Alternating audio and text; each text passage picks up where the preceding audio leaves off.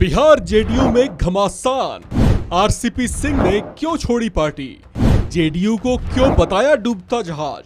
JDU ने किया कैसा पलटवार? आखिर क्यों बदले आरसीपी के सुर? इसके पीछे कहीं दूसरी पटकथा तो नहीं? ये तमाम वो सवाल हैं जो बिहार की राजनीति में लगातार गूंज रहे हैं।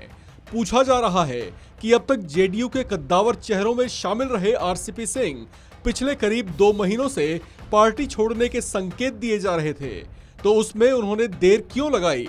और देर लगाई सो लगाई। अब जब पार्टी से इस्तीफा दिया तो पार्टी सुप्रीमो नीतीश कुमार पर ऐसी भड़ास क्यों निकाली? और जेडीयू को क्यों उन्होंने डूबता हुआ जहाज बता दिया? अपने एक बयान में आरसीपी सिंह ने जेडीयू से नाता तोड़ने के बाद उसे डूबता जहाज बताया, तो सवाल उठ खड़े हुए कि आरसीपी सिंह को सवार होने के लिए क्या कोई दूसरा तैरता हुआ जहाज मिल गया है जिसमें वे सवार होने जा रहे हैं, या फिर क्या वे अपना जहाज माने क्या वे अपनी पार्टी लॉन्च करने जा रहे हैं? ये वो चर्चाएं हैं जो इस समय बिहार के सियासी गलियारों में गूंज रही है।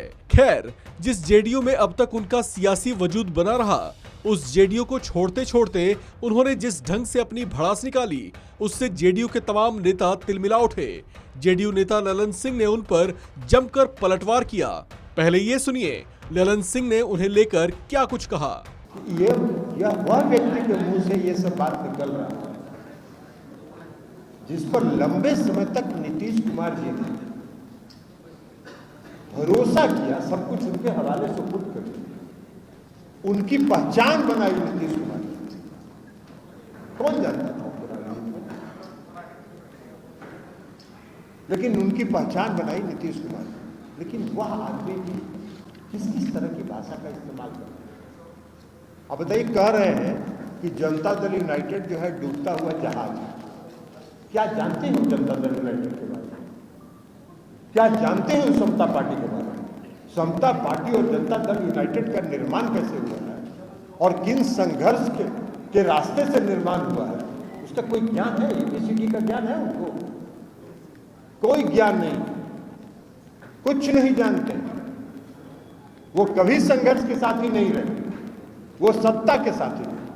और जब मुख्यमंत्री नीतीश कुमार जी 2005 में मुख्यमंत्री बने तो उनके वो सचिव थे। 2009 के लोकसभा के चुनाव में उनकी इच्छा थी चुनाव लड़ने की लोकसभा की, मुख्यमंत्री ने कहा टिकट नहीं देंगे।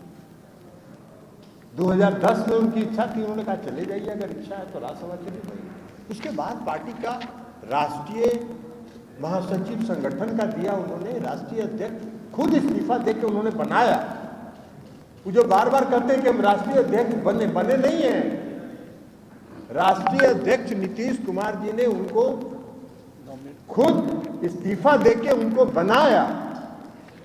इस पार्टी के मालिक एक हैं और उसका नाम है श्री नीतीश कुमार जी। आज हमको उन्होंने राष्ट्रीय अध्यक्ष की जिम्मेदारी सौंपी है, तो हम बने नहीं हैं, हमको भी उन्होंने बनाया। केयर टेकर हैं।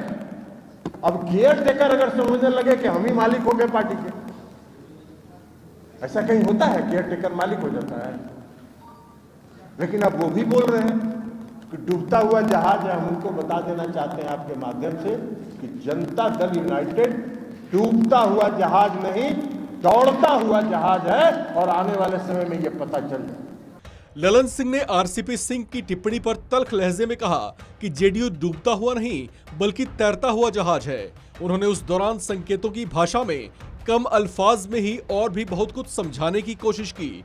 उन्होंने कहा कि साल 2020 में हुए विधानसभा चुनाव में नीतीश कुमार के खिलाफ एक साजिश रची गई थी। उस साजिश का नाम था चिराग मॉडल। ललन सिंह ने कहा कि उस चिराग मॉडल का क्या हश्र हुआ वो सब ने देख लिया था।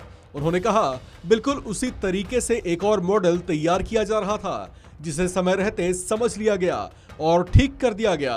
बातों में पहेलियां बुझाते हुए ललन सिंह के इस बयान को लेकर राजनीतिक पंडितों का कहना है कि उनका इशारा किसी और नहीं बल्कि बीजेपी की ही तरफ था। कहीं न कहीं आरसीपी सिंह और बीजेपी के बीच रची गई संभावित पटकथा की ओर ही इशारा करने की वे कोशिश कर रहे थे। खैर, ये तमाम वो बातें हैं जो इस समय बिहार के सियासी गलियारों में गूंज रहे हैं।